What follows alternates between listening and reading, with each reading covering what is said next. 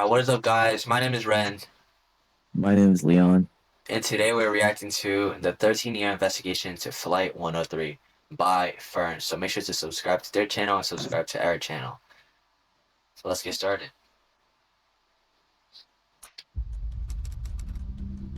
In a few seconds, a bomb will explode here. Right now. Everyone on board will die. On the ground, many more will die with them. Yo, I cannot imagine riding on that plane, because normally I used to have a fear of planes, right? Because Hmm. they might crash landing, emergency landing or whatever, and it's just kind of scary because you're more than 1,000 feet above the ground, and it's just so scary. But then if you think about it, right, airplanes are one of the most safest vehicles in the world, and then that's just Yeah, I don't know, it just kind of contradicts because I don't know, man, because car crashes are way more frequent. dangerous. Yeah, Not dangerous, but like more, it happens more. yeah, exactly. So I don't know, it's just kind of weird seeing these happen. Debris will rain from the sky, tearing through the small Scottish town of Lockerbie. Oh In no. the months that follow, thousands will comb the area for clues. Police officers, soldiers, volunteers. This search will become one of the largest crime scenes in history. This is no accident. It's a terrorist attack, and it will trigger one of the largest and most complex investigations of all time. Dang. The case will span continents, and nearly 40 years later, it will remain unresolved. 40 years? For 40 years? Yeah. God damn. This is the story of one of the deadliest plane crashes in history. The Scottish countryside is about to become the largest crime scene in the world. The magnitude of that crash never really hit home to most people in the United States. The investigation was never formally closed. It's certainly Britain's worst ever air disaster. The questions about Lockerbie just refuse to go away.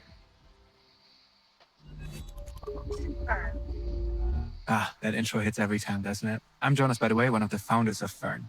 Did you ever wonder why we're called Fern? The name partly references this beautiful, untranslatable German word called Fernsehen. Sponsor. It describes the opposite of feeling homesick. Like Chapter long 1, the crime scene. Let's get it. The Pan Am 103 Lockerbie Legacy Foundation has collected interviews with eyewitnesses and victims' relatives. Shona Black Harkness is one of them. Why Lockerbie? Why this wee town? Why was I there? What is that accent? Yeah, I don't know why, but some British accent just pisses me off. I don't know. It's Mhm. kind of weird because you can't really understand them, even though it's the same language, you know what I'm saying? Yeah. Yo, remember when we had that one British teacher once? He did all hell no. he did all kinds of accents. One of them fit perfectly well, but then the other, it just it just sounded like gibberish, bro. I'm not gonna lie. Yeah. It's just days before Christmas in Lockerbie, the small Scottish town of about 3,000 people. Just before 7 p.m., Shona rings a doorbell. She's with her younger sister and her niece, carrying Christmas presents for their friend Diane. Diane welcomes them inside. Suddenly, the house starts shaking. Shona and Diane assume it's a passing train, but it's actually the first signs of a massive explosion. Oh no. If I see that, yo, I feel like the Earth is finna explode, bro. Yeah. I feel like the Earth Oh my. is ready to bust. Wait, pause. But yo, it just feels like the end of the world. Oh my goodness. Imagine seeing debris going down in your city or village, and 3,000 people is not even a lot. 3,000, that's barely a village, bro. God damn. Yeah. But you gotta be hella unlucky to be there. And then the next thing we felt as if the Yo, the animation's really good. Oh my goodness, I have to say that. I have to delete that. So realistic. Yo, for real. windows from the kitchen got blown through. Flames started coming through the fire. So we crawled into a corner with the two young kids. We kind of curled up to hide the kids. The children are screaming, but they all stay put until the shaking stops. When the noise fades, Shona and Diane check on the children. Then Shona steps outside. All she sees is devastation scattered across the ground. What? Aircraft parts, suitcases, Dang. passports. Yo, plot twist. It was all just a dream. It was all just a dream that every single one of them had, and that they reported to the news. That's what happened. The body of a young woman lying on her side. She was beautiful. There was only one mark, as I said, down her face there. Her hair, spiked, wasn't out of place. Her clothing wasn't damaged. The people of Lockerbie slowly begin to understand what happened. A plane has fallen from the sky. That night, the first images appear on TV. Rescue teams from all over Britain. Yeah, this is 1988. Damn. That is pretty. Yeah, I mean, he did say 40 years of investigation or whatever. So, yeah, we'll see. No, I don't know why it's this 13-year investigation. What's up with that 40-year thing? Hmm. Is it saying like it happened 40 years and it's still unsolved? It's probably that, right? But 13 years is Probably. kind of crazy because, like, that's almost our age, basically. Mm-hmm. Wow. Heading to the scene of what looks to be Britain's worst air crash tonight. Just after 7 this evening, a jumbo jet crashed onto the town of Lockerbie in the Scottish borders. Witnesses describe a gigantic fireball, a blinding flash that looked almost like a nuclear explosion. Burning debris raining from the sky, wrecking houses. Some houses on the south side of Lockerbie reportedly all but disappeared. The scale of the destruction becomes clear the next day. Entire neighborhoods lie in ruins. At the center of it all is a massive crater. It's about 50 meters long and over 10 meters deep. This is where the wings and part of the fuselage came down. The nose was torn from the plane, but it remains largely intact. Even the writing on the side is still legible. Images of it quickly spread in the media. 11 residents of Lockerbie are dead. All 259 people aboard the plane were killed. Oh, Most were American. God. Damn. No one had luck on Shit. that day. That's crazy. Lockerbie's such a bad name. Oh my God. Who named that? Who named that shit, bro? Americans traveling home for Christmas. As the town mourns, questions emerge. The plane didn't transmit a distress call, and Yo, it witnesses was report that it that exploded fancy? in midair. Before Yo, for real, it was that fancy? Wait, hold on. Let me see that again. transmitted distress. Yo, wait. Wait, hold on. This has to be fake, right? How did it? Yo. How did they? What What? the- How's that possible? Yo, is it like a 2-decker kind of thing? Oh, Is it one of those hell like no. little buses? You know those British red buses? I But think. but as a plane, what? Okay, that's pretty cool though. Like Mhm. and the fact that all these passengers are dead. Nah, Yo. that's just sad, man. And witnesses report that it exploded in midair before impact. When I was What? sitting with my aunt, a thing like an enormous mushroom fireball whizzed past the window, and Mushroom fireball. What is that description, Huh. bro? all I could think of was getting her out. All of this could mean a technical failure, but another theory quickly takes hold. It's possible it was a bomb. A massive salvage operation begins. For months, police officers, soldiers, and even investigators from the U.S. search the area around Lockerbie. Thousands of volunteers help. A helicopter circles over them. The instructions are clear.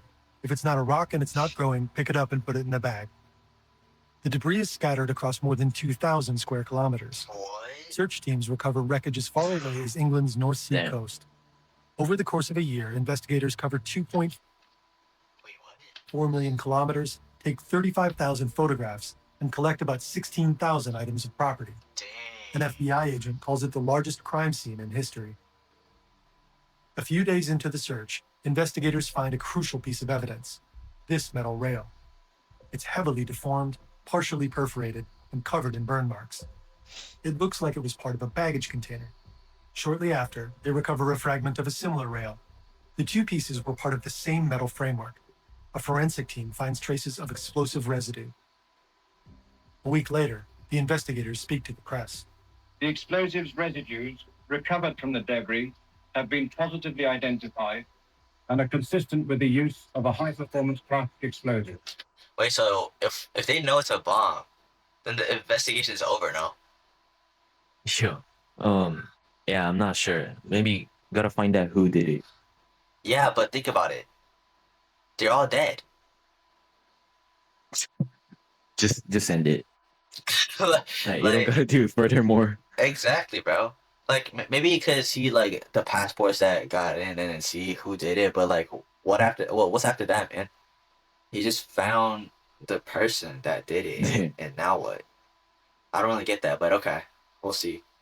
So for now, right, in 1980, in the 1980s, in the late 1980s, they knew that it was a bomb or like an explosive kind of cause, right? So yeah, well, what happens after that? It was definitely a bomb.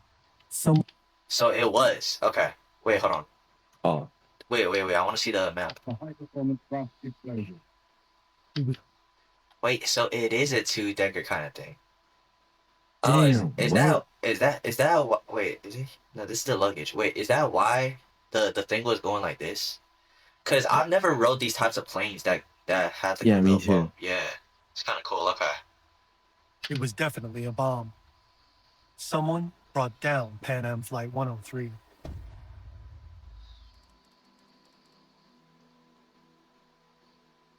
A week after the crash, the case becomes a murder inquiry. One of the most exhaustive criminal investigations in history begins. The investigation requires cooperation between multiple countries and authorities, particularly the Scottish police and the FBI. The case is a gigantic puzzle, and investigators treat it as such. Every recovered piece of wreckage is brought to the Royal Air Force's ammunition depot, about 28 kilometers from Lockerbie. Investigators carefully arrange the fragments on the floor. Manufacturing details like serial numbers help them determine where each piece belongs. Wow. The puzzle eventually becomes so big that investigators use bicycles to move around. They know the blast originated in the aircraft's forward cargo hold. It carried 12 cargo containers and 2 pallets. Only 2 were damaged by the explosion. Further analysis shows that the blast came from inside this container. Whoa. Yo, how did they have the whole structure in there? God damn. Okay.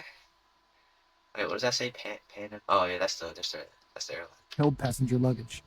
Investigators also recover a 20-centimeter fragment of a brown suitcase, a Samsonite Silhouette 4000. The bomb was most likely hidden inside it. The FBI tries to trace the suitcase to its owner, Damn. but Pan Am's luggage records are messy and inaccurate. The owner's dead. Who are you calling? Sure. What? The investigators grow frustrated. Then they find another crucial piece of evidence, a circuit board fragment smaller than a fingernail. Investigators compare it to similar parts. They discover that it was used in several models of Toshiba radios. This is extremely troubling. 2 months before the Pan Am bombing, German authorities intercepted a bomb. It was hidden inside a Toshiba radio that belonged to a Palestinian terrorist group. Findings indicate that the bomb aboard Pan Am Flight 103 was also hidden inside a radio. Investigators want answers. Months after the crash, they move all of the wreckage to Farnborough. Wait, was like Palestine still doing a war back then? Well, I don't really remember. know. I don't really know like the history there, but like, damn, bro. Farnborough, England. This is where the Air Accidents Investigation Branch has their headquarters. Piece by piece, they reassemble a 20-meter section of the aircraft's fuselage, Whoa. this time as a 3-dimensional model. The combined clues help investigators understand how such a small bomb could bring down an entire aircraft. The crash. It's late afternoon. An aircraft is parked on a stand southeast of Terminal 3. It's a Boeing 747 operated by Pan Am. The airline was the first to order the iconic jumbo jet in the late 60s. For decades, it was the United States' leading international airline, known for the infamous Pan Am smile. But at this point, the company is in serious financial trouble. The plane preparing for departure has been in service for 18 years. Its name is visible on the fuselage, Clipper Made of the Seas. At the same time, 109 passengers arrived from Frankfurt, Germany. Pan Am Flight 103 is scheduled to take some of them onward to New York City and Detroit. Another 194 passengers will board at Heathrow. The luggage from Frankfurt is transferred to the aircraft. Everything follows standard procedure. The crew assumes the bags were properly screened in Frankfurt, so there are no additional checks. Among the bags is this unremarkable brown Samsonite suitcase. It's placed in a container and loaded into the forward cargo hold. At 6:04 p.m., all 243 passengers are seated, and the plane taxis onto the runway. 21 minutes later, Pan Am Flight 103 takes off on its... Yo, how are there people sitting at the front here? Yo, that has to feel so scary. Like, imagine if they put a window here, and you could like see like where they flew. Oh my. Yo, that'd be kind of sick. I'm not gonna lie, bro. Like, if you just put like a bulletproof window here, oh my god. Damn. its transatlantic journey. Wait, so around here, right? That's where the bomb is at? I Interesting. think. Yo, maybe it wasn't a bomb. Maybe it was just like this radio thing that was kind of like this I don't know. electronic thing that made it explode. and then all the other luggage is like caught on fire or something. Yeah, I don't know, but like maybe, bro, maybe, just maybe, it might not be a bomb. Captain James McQuarrie gently guides the jumbo jet through the heavy clouds. As a seasoned pilot, LeBron James. he knows how to handle the strong Yeah. winds that are blowing that evening. At 6:56 p.m., the aircraft reaches an altitude of roughly 9,400 meters. It's approaching the Scottish border. Time to eat dinner. Apart from the 3 men in the cockpit, there are 13 cabin crew members on board. They're already serving drinks and handing out headphones. At 6:58 p.m., First Officer Ray Wagner radios in with their current position. At 7:02 p.m., the Clipper Maid of the Seas is cleared to cross the Atlantic. But it never will. The brown Samsonite suitcase is located right here. Inside it is a radio. Hidden in its casing are about 450 grams of explosives and a timer. Exactly 50 seconds after 7:02 p.m., that timer hits zero. Wait, what I don't get is, you know how it's like an electronic, right? Mhm. Isn't it like? Wait, I'm not sure. Like, I don't really ride airplanes, but like, don't they kind of like Mhm. detect electronics for you? Or like, I don't know, But in the security check area. I don't think that time like had those type of security. Ah, So okay. it was kind of loose. Wait, but even if they do though, like, are you allowed to put electronics in suitcases? I don't. I'm not sure. No, right? Wait, are you? Wait, hold on, let me check. Are you allowed to put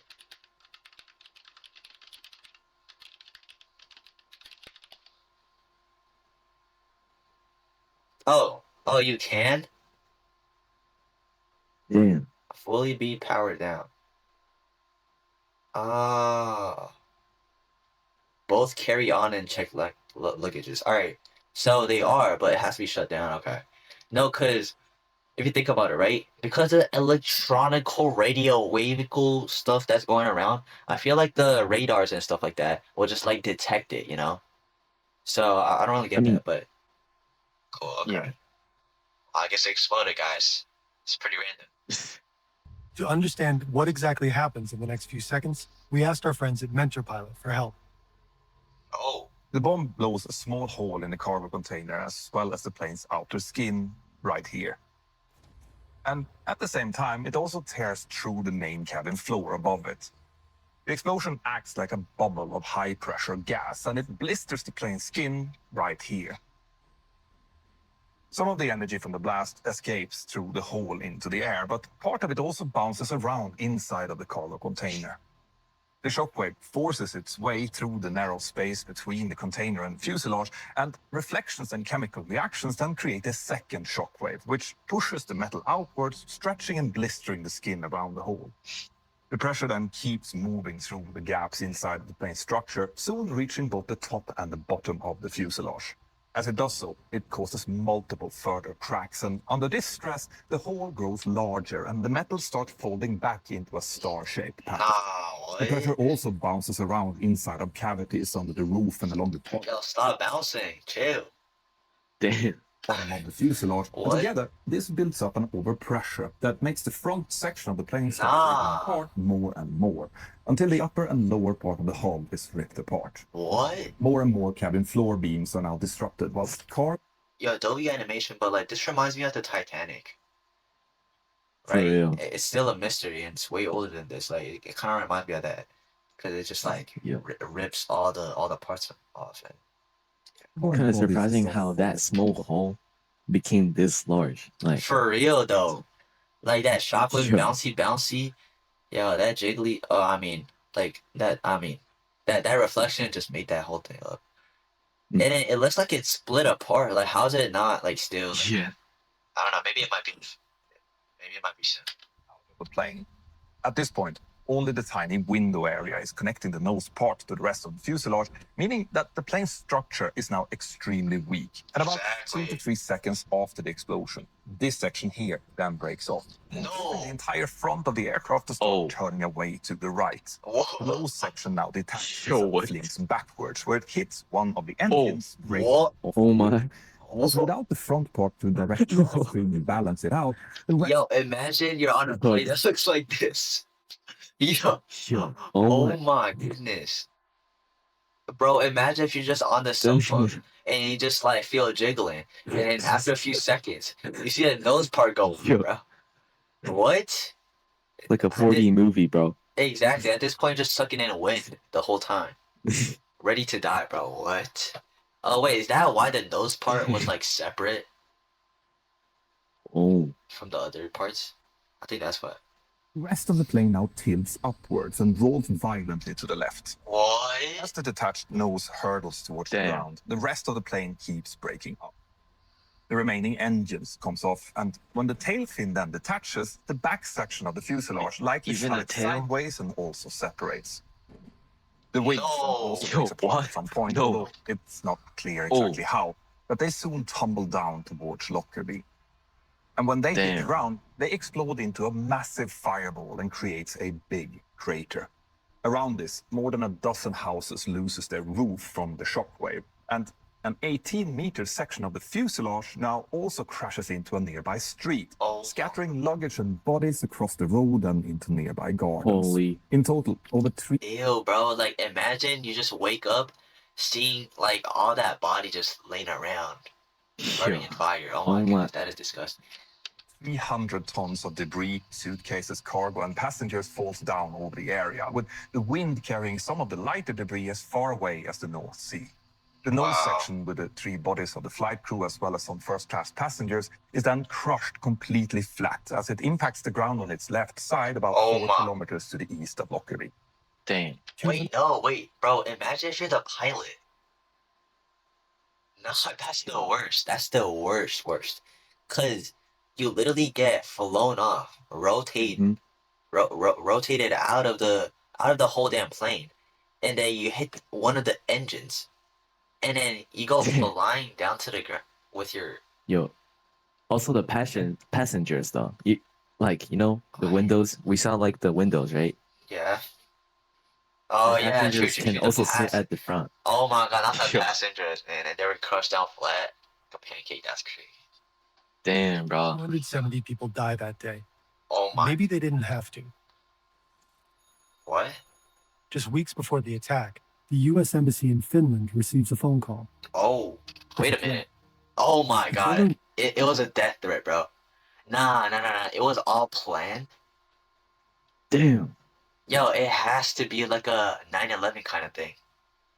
Mhm. Oh my goodness. Warns that within 2 weeks there will be a bombing on a Pan Am flight from Frankfurt to New York. What? Oh my god, bro. Bro, he literally solved the investigation. It was one of the guys from the Yo. phone call. Wait, can he not like find who did it? Like who called? You can, right? I'm not sure, but probably not in that time. Like, I think now you can do it, but interesting. The victims' families are outraged. Why wasn't the threat made public at the time? Then Vice President George H.W. Bush explains the decision on TV. Sometimes by going public, you achieve, you give undue attention to what the terrorist wants to call attention to. What did he say? So he doesn't want the attention to be on the terrorist, is what I'm hearing.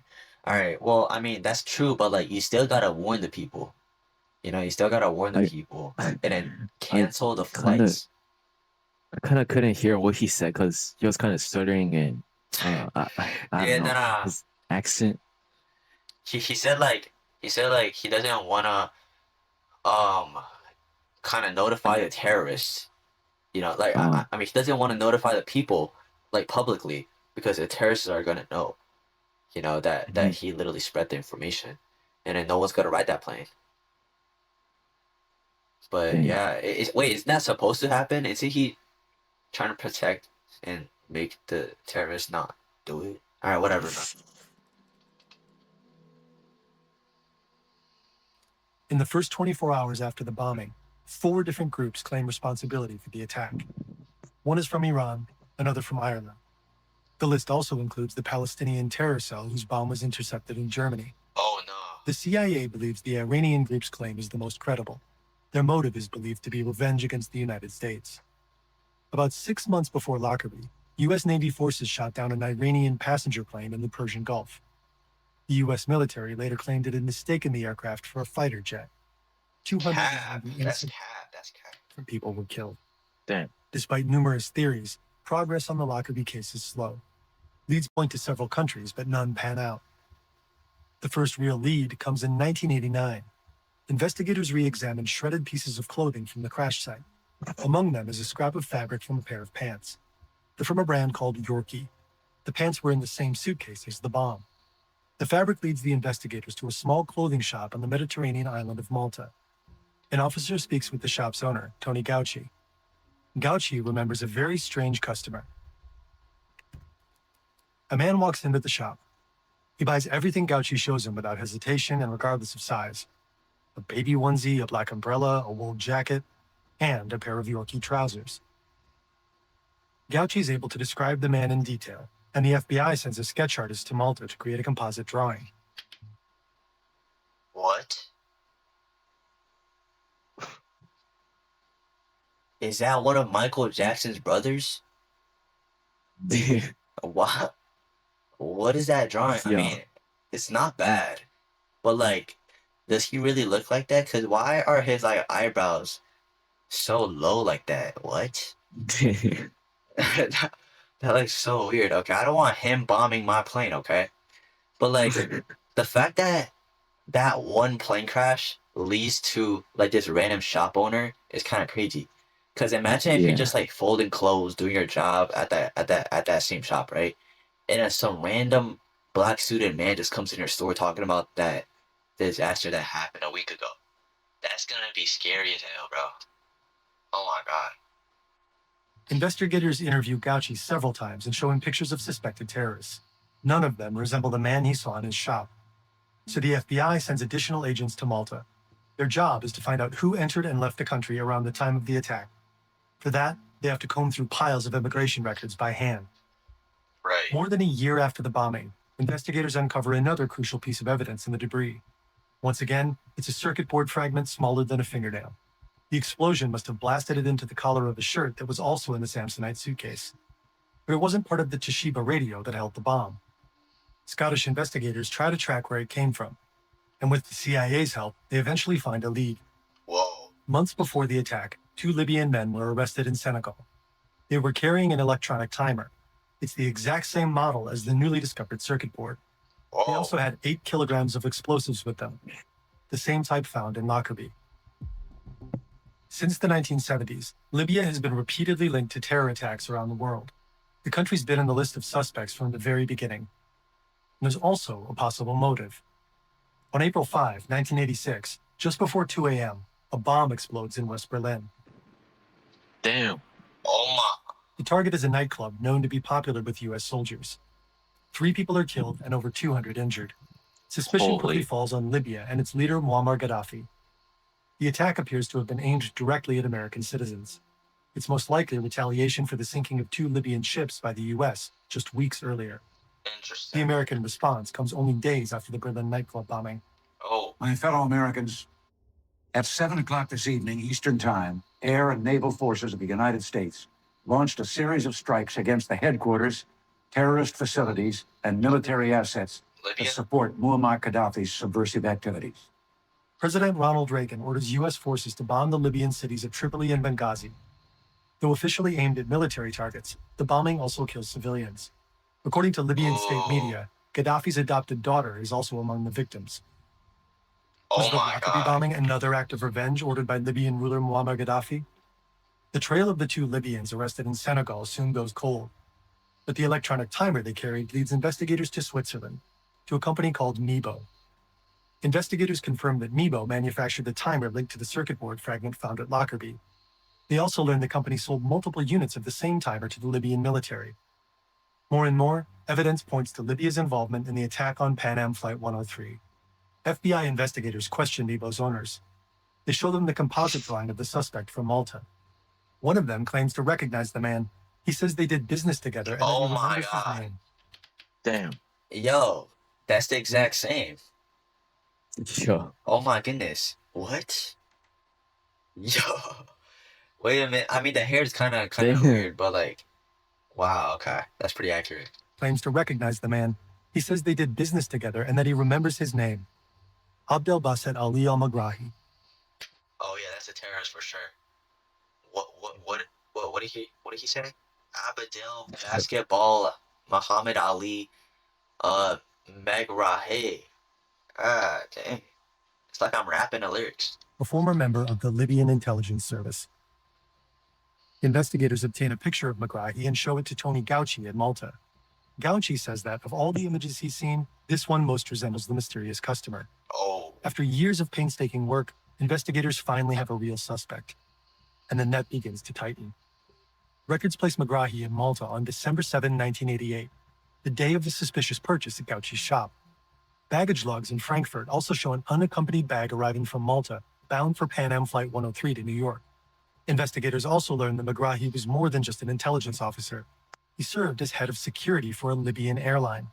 This would have allowed him to move freely around Malta airport without raising suspicion. Wow. He even used a fake passport to enter the island on the very morning of the attack. Damn. Oh my God, maybe he just slid it in as a security officer and it just didn't ride on the plane. Damn, bro. Oh my goodness, maybe he didn't die. Yo, wait a minute now. That changes everything. Was he the one who sent the suitcase with the bomb inside it from Malta to Pan Am Flight 103? Investigators follow another lead to an airport manager in Malta. Like Megrahi, he appears to have links to Libyan intelligence. His name is Lamin Khalifa Fima. Immigration records place Megrahi and Fima together on the day of the attack. Fima had access to official Air Malta baggage tags, making it relatively easy to slip a bag onto a flight bound for Frankfurt. Then comes a final, crucial piece of the puzzle. A witness. He says Fima stored explosives at Malta airport, and that he saw both suspects together the day before the bombing, with a large brown suitcase. Nearly 3 years after Lockerbie, investigators finally have two clear suspects. And soon, the world will know their names. Okay. The trial. Oh, wait a minute. On November 14, 1991, one of the largest police investigations in history leads to formal charges. We charge that 2 Libyan officials, acting as operatives of the Libyan intelligence service. Bro, imagine if they got the wrong guy. Yeah, it's gonna be so sad. Yeah. Along with other co-conspirators, planted and detonated the bomb that destroyed Pan Am Flight 103. Libyan intelligence officers Abdel Basset Ali al-Magrahi and Lamin Khalifa Fima are to stand trial. Both American and British prosecutors are convinced that Libya and its leader Muammar al-Gaddafi were also involved in the attack. The prosecutor also accuses Megrahi and Fima of being fugitives from justice. The US and the UK both want them extradited to stand trial, but Gaddafi refuses. He denies any responsibility and offers to try both suspects in Libya instead. Years pass. Negotiations stall. Sanctions are imposed, but nothing happens. 10 years after the bombing, Gaddafi finally agrees to a compromise.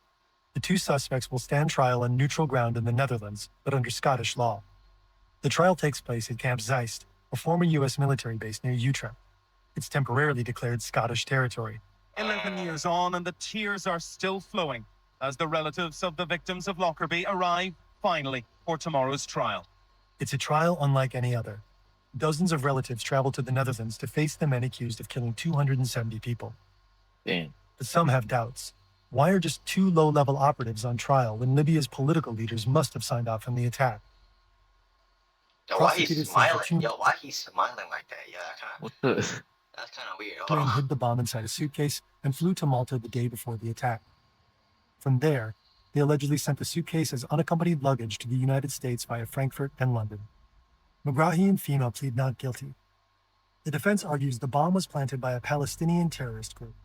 The trial drags on for months and more than 230 witnesses are called. Among them are airport staff, Lockerbie residents, another Libyan intelligence officer, and Tony Gauci, the Maltese shopkeeper. On Interesting. January 31st, 2001, the Scottish judges delivered their final verdict. McGrahy, guilty.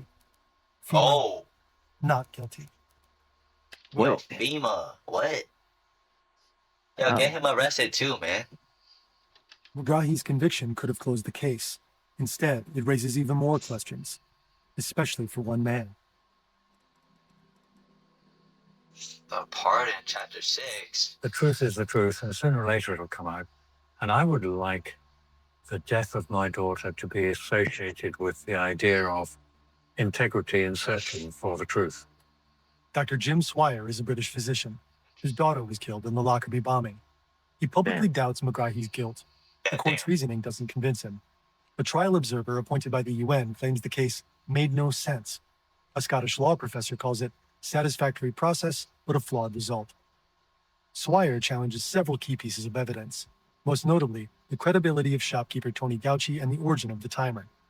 It turns out that Gauci was far less certain in identifying McGrahy than the court was led to believe. Police may even have offered a financial reward for his testimony. One of Nebo's owners later retracts his statements. He now claims the circuit board fragment found in Lockerbie did not come from a timer his company sold to Libya. The verdict makes little sense to the UN trial observer. Prosecutors had based their entire case on the assumption that Fahima and McGrahy worked together to plant the bomb. So why did only one of them end up being convicted? In March 2002, an appeals court upholds McGrahy's conviction. He's sentenced to life in prison with a minimum term of 20 years. Oh, come A year on. later, Libya formally accepts responsibility for the Lockerbie attack. What? The government agrees to pay $2.7 billion in compensation to the victims' families. Gaddafi's son later claims this was only done to lift international sanctions. But to the public, it's a confession. Jim Swire keeps pressing for a review of McGrahy's case. Scotland eventually agrees, but while the process is underway, McGrahy is diagnosed with terminal prostate cancer. With little time left to live, in 2009, he's released on compassionate grounds and allowed to return to Libya. Back home, he's welcomed as a hero. For many families of the Lockerbie victims, the images are unbearable. 3 years later, McGrahy dies. In 2017, McGrahy's family files a posthumous appeal against the verdict. 4 years later, a Scottish court rejects it and upholds the conviction. Gaddafi himself died back in 2011 after rebels overthrew his regime. But the Lockerbie case refuses to go away. Today marks 32 years since the bombing of Pan Am Flight 103. And on this day, new charges have been filed against one of the alleged terrorists. In 2020, another Libyan intelligence officer is charged. His name is Abu Aguila Massoud. What is that name? He's accused of building the bomb, setting the timer, and sending the Samsonite suitcase on its way to Pan Am Flight 103. The U.S. Department of Justice claims he confessed to this when questioned at a Libyan detention facility in 2012. In early 2026, Massoud is brought before a U.S. court. He denies the allegations and claims he was forced into making a false confession by three masked men who threatened him and his family. The Libyan official who supposedly recorded Massoud's confession back in 2012 said the recording was lost. What? In early March 2025, new documents surface, once again implicating the former Libyan regime. To this day, two American victims associations strongly oppose Jim Swire and his belief in McGrahy's innocence. They're also critical of a recent series starring Academy Award winner Colin Firth as Jim Swire. For the families of the victims, nearly 40 years have passed, shaped by grief, anger, and the search for answers. That search continues. And in the Lockerbie case, it may never truly end. Wow. Damn, bro. It's sad. Yeah. So they don't know who it is. Just keep on lying. Because one of them might be lying, one of them might be telling the truth, you know? And like, Yeah. it's kind of weird because. And we can't just easily, like, punish someone. For real. And that one guy. Yeah, this guy. Yeah, he be saying like, I confessed, but then that was fake. And then some three masked men just like told him to do that and it threatened his family or whatever. And then their recording was lost. Yo, stop the cat, bro. That's like saying my dog ate my homework. Like, yo, stop lying. Yeah. And what is this old man doing? Like, he's gonna die soon. Look at his face. But yeah, I don't know. I don't really want to make fun of him because he might not be the one doing it. But like, that sounded so much like a lie. I'm not gonna lie. But anyways, that's kind of it for today's video. Thank y'all for watching. Thank you so much. Subscribe And to please Fern. Subscribe to Fern, and subscribe to us, obviously. Well, and also like the video, comment down in the description, whatever. But I'll see y'all next week. See ya. See you.